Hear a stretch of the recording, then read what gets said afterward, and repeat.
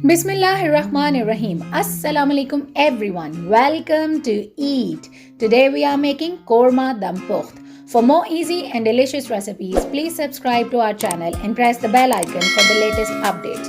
So without further ado, let's get started.